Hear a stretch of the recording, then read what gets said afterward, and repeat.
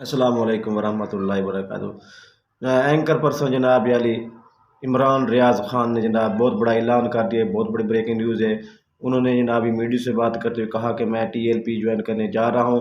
سب سے اس ملک میں جو تکڑی جماعت ہے، جو مضبوط جماعت ہے، وہ ٹی ایل پی ہے۔ ان کی سب سے زیادہ مضبوط جو کمپین جا رہی ہے وہ ٹی ایل پی کی جا رہی ہے۔